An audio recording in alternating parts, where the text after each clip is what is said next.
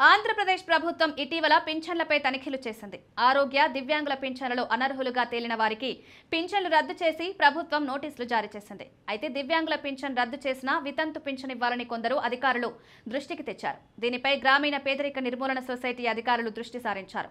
ప్రభుత్వ తనిఖీలో అనర్హులుగా తేలిన వారిలో వితంతువులు ఉన్నారు. వీరంతా వితంతు పింఛన్ అర్హత ఉన్నట్లు చెప్తున్నారు. తమకు వితంతు పింఛన్ కింద అర్హత ఉందని, ఆ కేటగిరీ పింఛన్ మంజూరు చేయాలని వారు క్షేత్రస్థాయిలో అధికారుల దృష్టికి తీసుకొస్తారు. ఈ అంశంపై అధికారులు దృష్టి సారించారు.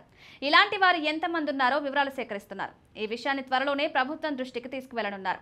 ఇదిలా ఉంటే ఇప్పటికే గుర్తించిన అనర్హుల్లో వృద్ధాప్య పింఛన్కు అనర్హులైన వారిని ఆ కేటగిరీలో మార్చారు. మిగిలిన వారి విషయంలో అధికారులు పరిశీలన చేస్తున్నారు. అర్హులైన వారికి పింఛన్ అందేలా చర్యలు తీసుకుంటున్నారు. వితంతువులకు కూడా అర్హత ఉంటే వితంతు కేటగిరీలో పింఛన్ మంజూరు చేయనున్నారు. ఎన్టీఆర్ భరోసా పథకం కింద పింఛన్లు తీసుకుంటున్న వారిలో అనర్హులను గుర్తించి నోటీసులు జారీ చేసి పింఛన్లు రద్దు చేస్తున్నారు. వైద్యుల ధృవీకరణలో వైకల్యం 40% కన్నా తక్కువ ఉంటే పింఛన్ రద్దు చేస్తారు. 40% కంటే ఎక్కువ వైకల్యం ఉండి తీవ్రమైన అనారోగ్యం లేకున్నా 15,000 రూపాయల పింఛన్ తీసుకుంటున్న వారి పింఛన్ 6,000కు తగ్గిస్తారు. 40% కంటే తక్కువ వైకల్యం ఉండి వృద్ధుల కేటగిరీలోకి వస్తే 4,000 పింఛన్ ఇస్తారు. కొత్త సదరం ధృవీకరణ పత్రాలను గ్రామ, వార్డు సచివాలయాల ద్వారా ఉచితంగా ఇస్తారు. అయితే వైకల్య శాతంపై లబ్ధిదారులకు ఏమైనా సందేహాలుంటే అప్పీల్ చేసుకునే అవకాశం ఉంది. ఒకవేళ అర్హత ఉన్నా వైకల్య శాతంపై సందేహాలుంటే గనక అప్పీల్ చేసుకోవచ్చు.